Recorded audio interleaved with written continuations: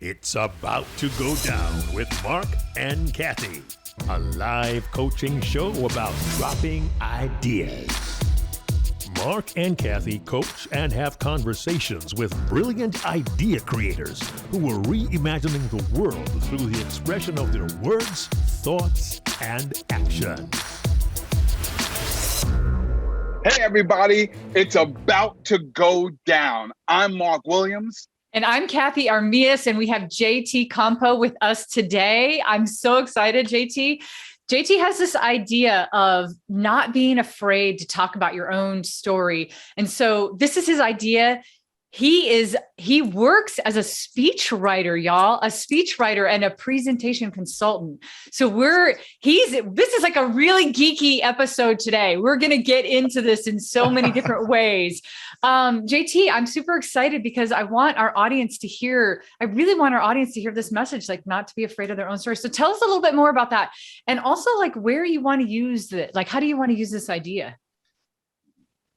Sure. Well, thanks for having me on. This is very exciting. I know that you're starting your new season, so it's such a thrill to be here. And congratulations on that, by the way. Thank you. This idea is actually something that has been percolating in my brain for a long time because of the feedback that I get from my wonderful clients over the last 3 or so years.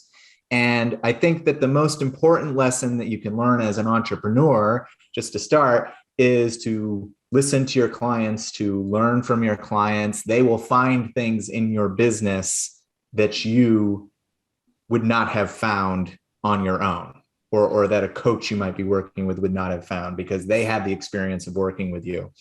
So this brand, the Content Interpreter, that's the name of my practice, is about authenticity. It's about accessibility. But this idea of embracing the story has come from quite a few clients who, as we're trying to find a narrative technique to express their expertise, to deliver that information to the audience, they would say to me, well, I don't know if we should include that, or I absolutely don't want to include that because either that represents a low point or a failure in my life, or I don't think that the audience will really care about this. And so that is really what's bringing this to the forefront. So really quick, I want to like stop and talk to the audience for a second. How many of y'all have done that? How many times have you done that? And I know that anybody listening, if they're being honest, JT, they can answer with a yes. They absolutely, we are all ashamed of something or don't think it's relative or important. Okay, keep going. I just wanted our audience to know that we know they're out there.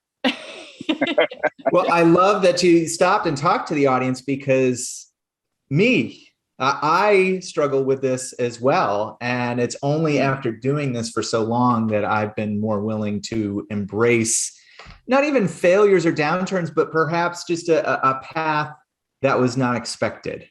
Now, I started in media research. I still consider myself to be part of the marketing and advertising community, but on paper, running this practice, doing this consultancy looks like a bit of a detour, but over time, I've come to understand that it's actually just another step on the same journey. And that is what I want to communicate to my clients, that you can really own this thing. You know, when I speak to students at my alma mater, Syracuse University, about once a year or so, I'm invited back to speak to them. I try to get them excited about their career by saying it could be anything you want, blank canvas, all these puzzle pieces just scattered that you can connect together in any way that you want. I don't know if they really believe me or not, but I like to think of that as trying to get in on the ground floor so that maybe in 10 or 15 or 20 years, they're not feeling like, well, maybe I can't include that, or maybe I should gloss over that part of my story because it's all relevant. JT, talk to me for a moment, because I'm thinking about all the people that Cathey just spoke to, right, when she asked that great question. And all the people are like, I hear you, JT. I should own this story. But I've been trying to get rid of this story for the longest time. What's your response? What? Because I think this is key to getting the idea out there, right? Because we've got to, my understanding is You got to get people past wanting to let it go in order to let it out. Oh, Cathey, write that one down. I know. Let it out. You got to get past. I like it too. How you started it. Right? So what's the process that you would share with others about letting go of it, right? So that they can let that out. Well, I want to be clear that I am not a trained therapist, although as coaches, I think that we can all three kind of relate to this idea that there is elements of that in there. I think the process for I think the process for letting it go really involves some introspection, some reflections. Like, what did I learn from this? How did maybe a difficult period, a professional downturn, for example, get me to the next stage? And I didn't mean stage, no pun intended there, but it did. If it's literally gotten you to that next stage where people want to hear your expertise, and more importantly, they want to hear your specific perspective on that course of study or on that expertise, then I think that is helpful in letting it go, because you've already arrived at the place that you feel like you should have. And so why not just own it? Because everything that you've done before that has brought you there anyway. So I think that's probably the first step. I don't know. I think everyone's path is either shorter or longer, depending on who you are, to letting it go. But I try to encourage my clients to think about, well, what did you learn from this experience, or how was it relevant to you? Sometimes it happens very early on in their career. Someone told them something like, I worked with for example, a professor, internationally renowned for her work on team development, team dynamics. And she was coming up in a time where, and let me just preface this by saying it was never acceptable to say this to young women, but let's just say he was not called out on it in the way that he would be called out on it today, and appropriately so. He said, girls don't belong in STEM. They just don't belong here. And she took that, internalized it, and it changed the trajectory, at least of her undergraduate studies. And it wasn't until she got into her graduate studies that she found sociology and recognized, like, well, there's all these things that I love. And I have this English lit background, and it blossomed into this wonderful career. But I think that if you tell people those things, if you let them know that, see, here I was there, I'm where you might find yourself, or where you think you are, that is incredibly relatable, and it creates an access point for the audience. JT, we had season 2, we had Beach Pace, who is the CEO, Big Brothers Big Sisters in the Columbia Northwest here. And she had a guidance counselor tell her that women don't go to West Point. And guess where she graduated from? West Point. Yeah. So I think you're tapping into something, though, that, one of the things I think for an idea to have like really good roots, and I think Marc nailed it right out of the gate, is you're saying something that we've all heard before, right? It's not really a new idea. So we've got to, I think our goal right now is to help you paint like what can JT say that will be very different than what we've heard, and how will it really land with somebody? And everything that we say doesn't land with everybody, so that should never be the goal, but like, how can it really land hard for some people? And I think we're starting to get in this space of where will it land is when it will make a positive difference to somebody else who might be able to relate to that same vulnerable situation. Or, my sister's a great one of that STEM one. My sister went to Ohio State University. Her and one other girl were like the only people in the engineering, department at that time when she was going to college. There were like very few women. So I think I think you can always, our friend Lou Raja always says success leaves, clues. So if we can find clues with other people, it's the only way that we can give our gift of our bad story, or the story that we're not proud of. It's a way that we can actually re-gift it to somebody else. I don't know. That's where my head's going. I don't know where you all are thinking, but like there has to be something outside of yourself, right? Right. Well, I love what you said about finding clues, because one of the steps in my process and working with clients is finding the insights. I come from a media research, consumer insights background. And so I borrow a great deal from that experience. And so I think one other part of the process in terms of letting it go is that if you can link that experience to an insight that has shaped your success somehow, that really is what's relatable to the audience. It's not just, oh, this story on its own, and I'm going to include it because I'm trying to score points, artificially with an audience. I think that if it's connected to an insight or a clue, that's I love that. So that could be your, like, I don't know if you already use that, but I feel like that could be a great formula for you, JT, is like, how they say with, for instance, with comedy, like, tragedy plus time equals comedy, right? You have to allow the tragedy to, brew and have some time. And then it can have comedic value. We can laugh at it. We can heal from it, whatever, no matter how deep or how hard the tragedy is. But what if your thing was, because I love that. And you said something that I want to call out, because maybe you don't think this is very important, but I think Marc and I would say that you do. He called it a practice, Marc. And I love that. He called it, what he does, a practice. Yes. And I think that there's some brilliance in that. Even you just said it like it was no big deal. Is I think that what the three of us do, and what anybody that you work with does, and anybody that we work with does, anybody that's communicating, you're practicing what will work for your audiences, where that audience be like sitting around the table with your family eating, or hanging out with friends, or networking, or in a business meeting, or standing on an actual stage. And so I think that where you could start too, JT, is like, you practice taking things that you're not, and I don't know how you would term this, because not everything's shameful, not everything's bad. It, like, what's the word that we can find? But then you add insights to it, and that's what makes it brilliant and shareable and wonderful. Like, that's what gives it the spice or the life. I don't know. I'm just in that space. I'm thinking about some kind of like equation or concept that you could do.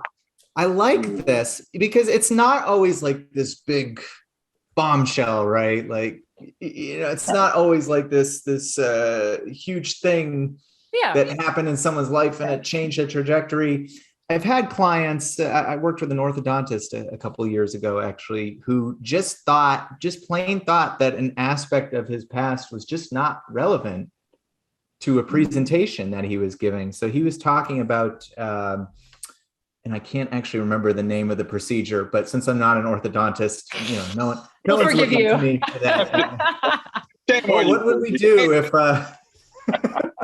What would we do if we couldn't get our guidance in orthodontics from TJCompeau, who's completely unqualified? I can't remember the name of the procedure, but he was talking about it, and it was an academic presentation. So the hygienists and the fellow orthodontists and the people that ran those orthodontists' offices, they were coming there for academic credit to see him speak. So there was nothing about that procedure that could really be glossed over or taken out in any way. And so that was a challenge. And the way that we ended up approaching that challenge so that the audience felt like they were being taken on a journey was talking about his mother. And as I was talking with my client, the orthodontist, he kept saying his mother, his mother, his mother. And I said, can we just stop for a second and just let's talk about this woman, because she's fascinating. And he had mentioned that, she was an orthodontist too, but had kind of glossed over it a little bit. We dig in further. And as it turns out, this brilliant woman, studied under, and I can't remember this doctor's name either, so forgive me, but studied under one of the gentlemen who is considered to be the father of modern orthodontics. She's this great wealth of knowledge, had inspired this guy, my client, throughout his career. And he started talking about how, when there were snow days, she would take me into the office, and I kind of observed how she would run this and treat the patients. And I said, that right there, that's what we need to focus on, because that is what is accessible to everyone. Even people, and the joke I always make with clients, even people like me that don't know anything about anything, it's like if I were a non-expert in orthodontics, right? Right, exactly. It's like if I were in the room, I would find that to be very compelling, because about how his mother not only taught him how to be a good I guess technician would be the word in terms of being an orthodontist, but also how to run practitioner. Practitioner. Yeah. And to run the business and to treat the patients with the utmost respect in all of these lessons. So it doesn't have to be this thing that's like this huge bombshell. It's like something that I think is so obvious to him that he kind of, it's so ingrained that not that he forgot, far from it, but he's still close to it. It's just part of the story. Right. He's so close to the story. Marc, I think you should talk about this, because I know that you've talked about this quite a bit and you've practiced this in your own speaking. But I think in that particular case, he was probably afraid to be the hero of his own story, right? So talk about that a little bit, because I think there's a way that he, and I'm guessing that he didn't want it to sound like a humble brag, right? Oh, well, my mom. So, Marc, what do you think about that? Yeah, it's funny that you mentioned that, because I've had this conversation with other people that I think sometimes we have this pressure to tell these magnanimous stories, right? And to put ourselves out there. And sometimes we feel like no one's going to even be interested if we don't have that big story. And so we're always looking for, we're always looking for the superlatives, right? Yeah. We're looking to be superheroes, and we're looking for the superlatives. And as a result, we miss those tiny little details that are more accessible than those big moments. And when you mentioned your client, the orthodontist, it looks like everything was about him and about the work that he does. And just thinking about the other people who have led you to this point, I think is really key, right? For some reason, we always want to be the hero.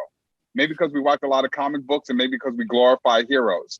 But there's nothing wrong with being the person who is stuck on the tracks, right? Yeah. And what I find interesting about and I'm going to use this word, practice, is being able to help people to identify and to uncover those moments. And I don't want to call them accessible moments, even though you use the word access points. And I don't know if I want to use the word downturn. Insights, though. The insights, because he said finding the insights. Yeah. And so maybe you don't have to add another word to that. Maybe that's the thing, is like, there's what's insightful. That might even be a great question to ask people, JT. Yeah. What's insightful about your life? What insight have you found? Or like, because I think that always that immediately tells you you're looking inner, right? You're looking in, my mom was a great orthodontist. I guess that's I just love your term of finding the insights. That's why I think it's part of I feel like you have a great opportunity for something that you could teach. So if you were talking about this idea, let's say you were actually practicing it, in another way, which is speaking on a stage. There's different ways to practice it, right? And I love you for this, because I always talk about being in practice in theory. When you're standing on a stage, you're in theory, right? You're talking about things that you've practiced. And so you get this chance to be you're talking about theories, but of things you've practiced. Maybe what you could do is teach this, when you're talking about this idea, you teach it, but you're like, you have to find your insights, because they're golden for other people. And so I feel like the whole thing should be like, that puts a positive spin on it. It's like, oh, you never graduating college? That's an insight. That's an insight for somebody that's struggling because they don't think they're going to complete college. Oh, this is me now. That time you went to school and forgot your shoes and were too afraid to call your mom to come bring them up. You walked around school in your socks on the whole day. That's an insight for somebody else. Seems embarrassing for all these years, but then it's an insight. It's not an embarrassment, and it's insight. So I feel like you could change the word that they think it is and change it to insight. Yeah. Embarrassment, insight. Oh, go ahead, Marc. Go ahead. He got excited.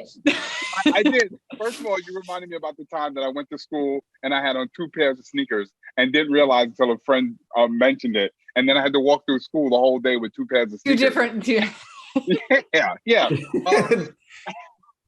And then, and as you were telling that story and you were making that point, Cathey, I started thinking, like, it's one thing to find the insight, and it's another thing to have the intuition. And I wrote this down. I wrote, what is your insightful intuition, right? And to me, that was like, how do you develop that ability to find the insight in those moments that you're talking about? Yes. Oh my God. Okay. Now I'm on fire. Hold on. JT, we're like building this for you. I know. Okay. So I was out hiking with my husband, right? And I love to boulder and climb on things that you probably shouldn't be climbing on. And there was a tree that was growing. You could tell it was growing towards where the sun was. So it was one of those really weird, like a thick, tree trunk that grew sideways, and it was hanging over this lake. And I was like, oh, I'm going to go on there. And my husband's like, I really not good. Doesn't look good. Doesn't look like you might be able to come back. Are you ready to swim? Because that's what you're about to do. And so I get out there, no problem getting out there, because you're walking up. And so it was easy to make the grip and it was easy to get out there. I hung out. I was like, oh, look, it's so great. When I came back, I was like, I need help. I can't come back, because now my feet were going down and the pressure of going down was causing me to fall, gravity, right? It wanted and it was thicker when I was going up. When I was going down, it was so thin. It seemed so I had this stupid idea of running all the way to him. I was like, oh, get ready to catch me. I'm going to run. And then anyway, I finally got down and I had an insight in that moment, Marc, which is what you said. And I used it in a storytelling class 2 days later. It was an insight of the way up isn't always the way back.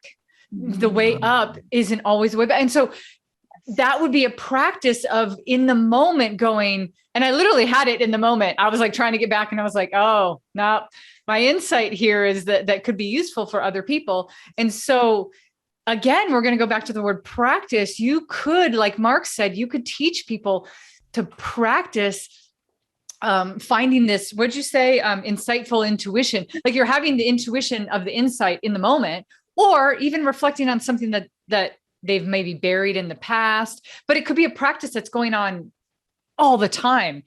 And that's where I think your idea really comes to life, because then it's not only about the past, it's about every moment. It's the present. Yeah. So. Absolutely. When I was, and shout out to my managers early in my career that gave me at least the ability to recognize that this is a skill, because otherwise I don't think I'd be talking with you. But I remember from those early days in my career that when you're developing a target audience for toothpaste, right? And we won't mention the brand, but I worked with one brand pretty heavily back in the day. It's you have all these seemingly disparate pieces of data that you get from here's one Nielsen study, here's something from another consumer study.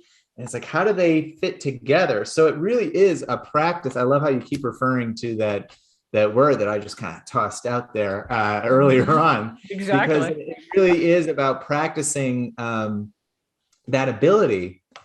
I think the thing that can aid us in developing that ability, and something that I've always tried to espouse to clients and people that follow me online and elsewhere, is that it's really about collaboration. Because like I said in the beginning, my clients taught me so much about how to be effective. And they don't think they're teaching me anything. They look at me as well, you're my guide. And yes, that is true. I am their guide, but they're guiding me just as much, if not more. So collaboration is really the key. And I think if you combine those two things, the intuitiveness and the collaboration, you can get some pretty remarkable results. Because I've done talks before. And on one in particular, I worked with a writer myself. I worked with a writer, and people are usually surprised to hear that, but I just knew that she was brilliant. And we had a couple of conversations, of course, so it wasn't like I just hired someone blindly, of course, but I knew that she could find things, find things in my story that I would never think of. So I will always say, even in a context where I'm trying to sell, that it's like, you should work with somebody, even if it's not with me, because you're doing yourself a real disservice, and you're not going to find the things that you're looking for if you just try to go it alone. So I love all the things that we've got going here. I feel like there's a bunch of irons in the fire. Collaboration. Yeah, we're getting somewhere. Now, JT, I got a question for you with that. Sure. The collaboration that you're speaking of, does that have to be with a trained professional such as yourself? Or can that collaboration to find that insight be with anybody in particular? Like, can I sit down with my wife and tell her about something and she can help me find that insight? Or do I need to sit down with a JT? What are your thoughts on that? I think that sitting down with your wife that's interesting, because my spouse is certainly like my guiding light, and she definitely tells me when stuff is good and when it's when it's not landing. So shout out to spouses. Cathey, I know you. Yeah, same. They're always right. Why are they always damn right? And how do they get so good at doing what I do with my life's work? But exactly. So I think that offers interesting insights. But I think, like yourself, sometimes our spouses are too close to it as well. I think, it depends on what it is. I think if it's your life's work and she is kind of by your side through all of it, which I know that she is, and she's probably heard you talk about different aspects of your work throughout the years, maybe she'd be too close to it. But I think that there's so much value in seeking counsel, seeking collaboration just in general, even from a relative layperson, which quite frankly, I've always sold as one of my value propositions, because people come to me and they're noted scientists and an award-winning journalist. And it's like, I could never hope to match the level of prestige that they have achieved in their field. And so I take them back to basics and I say, well, here's what I see in front of me. And we could talk about it. We can negotiate about what makes it in and what doesn't make it in. But here's what's interesting to me as a layperson. So I think anytime that you can collaborate with anybody, it's a step in the right direction. But then when you get into like, well, how do I really nail this and bring it home for an audience? Then you would want to talk to someone like me. It's probably it's probably not an or, it's an and, right, JT? Because maybe here's where I think your idea, because so I'm going to put my TED coach hat on for a second, right?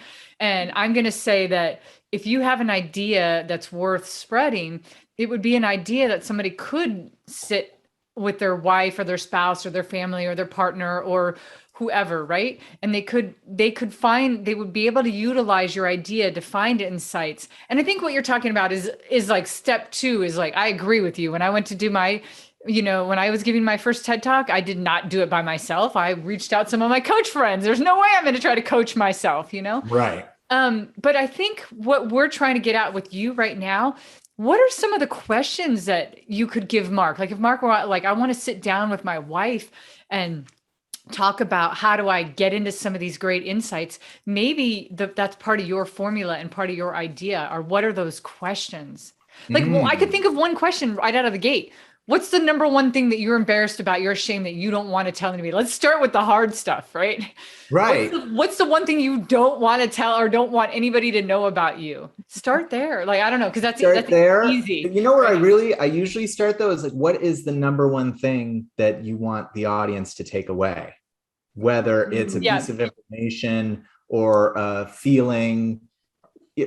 Speeches, they all have different purposes, or that could actually be the first question, but I'm assuming that they have a clear goal for what it is that they're trying to do on stage. But I think what is the main thing that you want the audience to take away? And that really provides a lot of focus, because I think when they're asked to speak, like this woman that I was referencing earlier, the noted team dynamics expert. She was asked to do an hour on your area of expertise in front of 100 physicians, ER staff, nurses, all these really accomplished people. And I think she got, understandably, a little spooked because she's a lecturer. When she goes into a classroom, she said, I could just say, open to chapter 2, and I literally wrote the book. So I could just go up there and kind of, do what I do. And she said, it's like, there's like a million permutations on what that is and how do I make it accessible, and what do I include, and what's funny about that really is that we were kind of fighting a little bit in one point about what pop culture references to put in, because she is a noted academic and she thought that was like a little too much. And so I think the negotiation point was including that her favorite show is Grey's Anatomy. And even that kind of took a little coaxing. So I think just asking that first question up front, it's like, well, what do you want the audience to get out of this is a great starting point. Or as you suggested, Cathey, you could go the other way. I think whatever gets you into some, and everyone's saying, oh, think outside the box. That's the common phrase. But I think you want to get into some kind of box, because if there are no boundaries whatsoever, it could just be a million different things, and you'll always be staring at a blank page or a blank screen. I'm gonna challenge that for a second, because we all do this. So this is like coaching, speech coaching 101. Start with the end in mind, right? Like we always want to get to that. And somebody who doesn't live or breathe the way we do, maybe don't think of that. Obviously, there's so many people that end their speeches and talks with thank you, because I believe they're lazy and they hadn't really thought about how they were gonna close. And so that's the only way to let people know. But what if I feel like it's two different things, JT? And here's why I want to tell you that, because I know you'll understand this. And I think it's yes. Okay.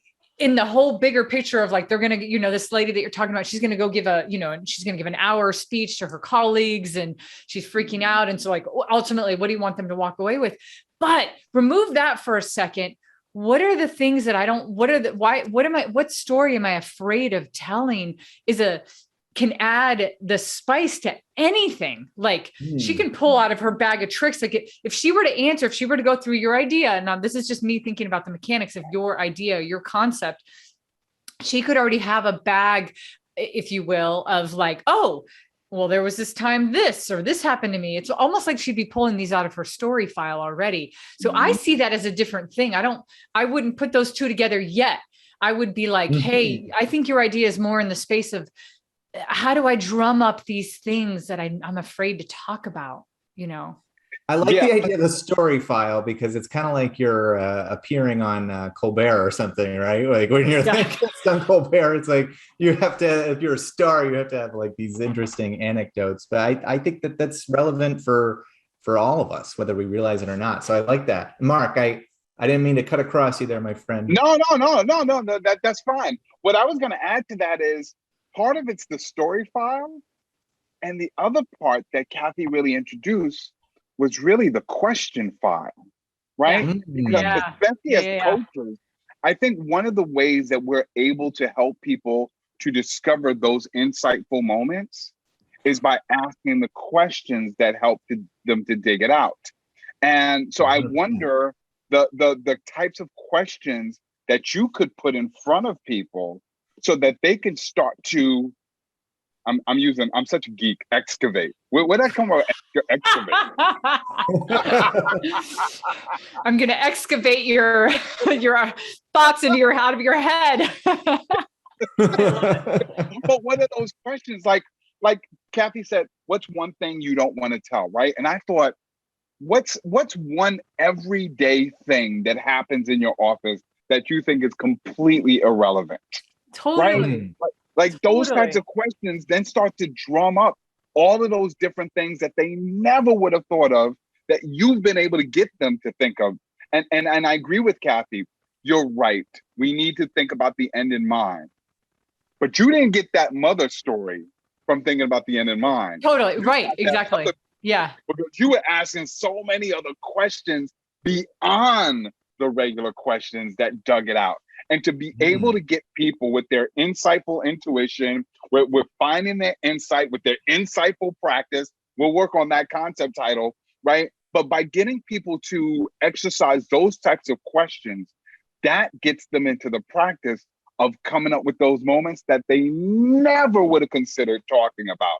And I think that's the genius of your idea, getting people to talk about things they never would have thought about, whether they thought it was irrelevant, whether they thought it was a downturn, whether they thought it was too tragic, whatever the case may be, there's value in it, but they need those questions to dig them out. Ooh, Marc, you're fire. On fire. I love that. You know, it brings to mind something else that is so key in this, and I'm sure that you two can relate, is that doesn't that really start with trust? Because you're not going to get that from an initial conversation. They have to trust you first. They have to trust that you're going to be a caretaker of their story. And for however long they're going to be up on that stage, you're kind of the guardian, the caretaker of their persona. And I think it's scary. Yeah. So I don't know, do you have any insights on how you gain trust? Because I don't know if I have a specific formula for that. I think I just start and I try to be as curious as I can, not project anything onto their story or their opinion or their point of view, but somehow I get there. So I'd love to hear your thoughts on that, because you both, I think, are more experienced than I am. So I'm here to learn. I think, JT, that I think this is something that could be done with or without you. I want to keep stressing that, because I think you're the genius that came up with this idea of the insightful intuition, theory or something like that. But I think that when we start off and you say, like, here's a series of questions that you could ask yourself, you could ask them with somebody that you care about. If you come to a practitioner like me, we're going to get deep into these things. So I think that don't keep pigeonholing yourself into that equation. Allow the world to use your idea and however they need to. I think the genius that Marc just pointed out was that you create the questions that will cause people to go. You just said it, Marc. Like, I was thinking, what's the most boring thing that I do every day? There could be something very insightful into that I think is just very boring for Cathey Armillas, but might be an insight for somebody else. What's the most tragic thing that happened to me? That might be very insightful for somebody else. What's the most embarrassing thing that happened to you, JT? That might be insightful for somebody else. Marc always calls himself, I don't want to get this title wrong, right? The lover of mamas, right? Mama's the boy. World champion of mama's boy. The world champion of mama boys. That's what it is. I didn't want to get it wrong. And, Marc has so many great stories about his mom that he could have easily bottled up and just been like, oh, this was life with my mom. This wasn't, but he chose to share those insights. So anyway, I think I want you to make that boundary bigger for people. And maybe you could tell your clients, like, if you were working with a client one-on-one, I have a storytelling session that I do. It's usually session number 2 that I do with somebody when I'm coaching them. And then I have a bunch of questions that I ask to get into different parts of their life to start pulling stories out. So you could maybe make that part of your practice. Oh, I love that. Yeah. You could say, well, I'm going to get into some questions that are going to get into your insights. Some of them may be comfortable. Some of them may not be, but when you're ready to step into that space with me, this is where we're going to be able to pull the best stories that will be insights for your audiences. So something like that. I love that. It really touches on a question I'm asked a lot. It's like, well, who do you work with? And I found that over the course of my doing this, that there's not one particular person in terms of industry, but what I always come back to is like, well, what's the mindset? Like, do they have this coachability? I remember when I worked with my career coach that helped me conceive of this business back in 2017. And she always said to me, well, you're very coachable. Like, you don't just dismiss ideas because they don't fit within your Yeah. preconceived idea of like what this business should or could be. And I said, yeah, those are the kinds of people that I really want to work with. So I love that. I love how you have a set of questions that gets people into that mindset. Could you imagine, JT, if somebody said you were coachable, or if somebody said you were insightful? What would that mean to somebody to be told you are very insightful, and now let's take this journey?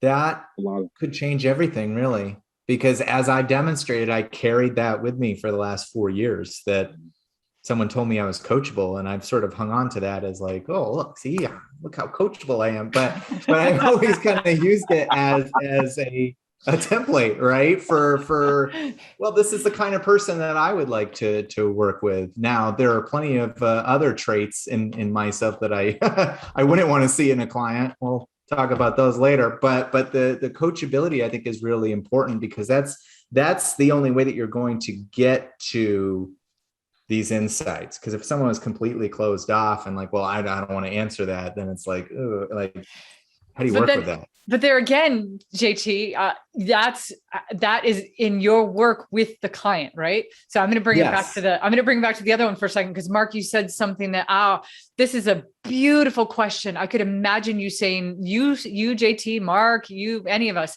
saying this to any client that we ever work with. But what would it take for your audience to say that you were insightful? Like, I think that's such a powerful question. Like, if I'm coaching somebody, ultimately at the end of the day, what do I want them to leave with? Of course, right? What do I want them to do with my idea? Like, you have an idea. What do you want them to do with that? But what would it take for them to go, wow, he was so insightful. She was so insightful. I feel like that's a goal. Like, I feel like that you can, right? I feel like, so Marc, you pulled that out. Like, that was beautiful. When you said that, you just made my brain like lit up. I was like, that, if I'm anybody communicating in any space, I would definitely want them to say that about me. What's better than that? Yeah. I know. And JT, when you were talking about building that trust, right? Mm-hmm. Well, part of that, building that trust, not only with somebody you're collaborating with, but building that trust within yourself as an individual, being told or believing that you are insightful, I think it's so key to that, right? So that's why I love that question, Cathey. I love how you put it. What would it take for someone to say you are insightful? Mm-hmm. That implies that there's a point where you believe that there is insight that you have to offer. Wow. Yeah. And it's collaborative. It goes back to your thing too, JT, because if Marc, let's say you and I were talking to Marc and he's going to share something on the stage. If Marc stands on a stage and he shares something and his audience thinks it's insightful, they shared a bond, whether that, because the audience now thinks, oh, that's insightful. That affects the way I think. It's insightful. They've made a connection, whether that connection was completely personal or not, because it's not even a personal conversation, but they've definitely collaborated in some really cool, bigger way. And that's, so it transcends everything, because like my little joke, right? It's like, well, if I crash, here, your hotel ballroom, or I lost my way or something, and I ended up listening to your speech, was there something that's relatable? That insight, right? That transcends everything. I remember one of my first clients is a macroeconomist at a well-known bank here in the States. And she was always kind of focused on like the technical aspects of things. And we came to this line that I've sort of used as a mantra myself, at least when you're crafting the narrative part of this, is that expertise is basic. It's like everybody that you're talking to, it's like they have studied the same things that you're studying. The only people that can really understand some of the things that she was talking about are other economists, quite frankly. I did my best, but I wasn't quite there. Expertise is basic. I do think that there's something. I love that. People are put off by that line, but it is something that I say to my clients one-on-one, because it kind of pushes past this idea that, well, I'm only going to talk about the things that make me look really smart. If they're put off, JT, it's because they're not coachable. I promise you. They really are. That's a good. Yeah. They're not coachable, because I actually have a really good friend that's an economist, and he would laugh about that. He would think that that's very funny, because it's true. I think anybody in their space, I think it's a brilliant line. I think it's a brilliant way to start. Like, how can you be insightful? Not just by everything that everybody else in the room already knows. Like, right. And I can't even remember how we came up with that line, but we settled on it because I think it was just, there was a lot of jargon being thrown at me. And I said, I don't understand a lot of this. So it's like, I can't follow the thread. So that's not the best barometer, but it certainly is a barometer. I think something to follow as you're thinking about these things. Yeah. JT, I was going to go back to, that's the genius of learning how to ask those questions and to carry a conversation. And so that's why I go back to what Cathey mentioned earlier, because I just think that was brilliant. The questions. What are the questions? Because that's a part of the practice. When we go back to that word, that's a part of the practice. Being able to learn how to ask the right questions, or to just keep asking questions until you dig to that point. And I think that there's a lot of people, JT, who could really benefit from that. I always say that we live in a very statement-oriented or statement-focused society. We post information, we blog information, we record information, we're waiting for likes, but we don't really ask a lot of questions. We're not a really question-centered being.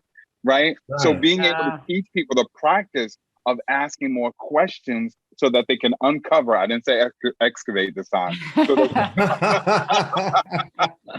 you can find the insight, I think is really important. So I love the idea, and Cathey, I love those words like boring, tragic, embarrassing, every day, right? Putting those types of words into questions that people can practice so that they can find the insights, whether they're doing a presentation, getting ready for an interview, getting ready for an important conversation, getting ready for a holiday party, whatever the case may be.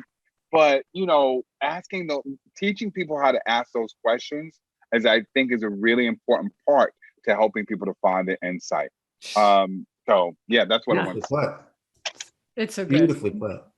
Yeah, love it, Marc. JT. Wow. I'm just I'm taking it all in. I'm like in stunned silence. I can't believe we covered so much ground here. This is really such an insightful conversation, honestly. Love it. No pun intended. Yeah. Well, pun intended, but well, JT, with that said, and you're right, we've taken this journey with your opening idea, right? And the opening idea around owning your story, right? Not being embarrassed to own your story, and to embrace your story. So take a moment to break that silence for a moment and share with us how your opening idea has changed for you since we started this conversation.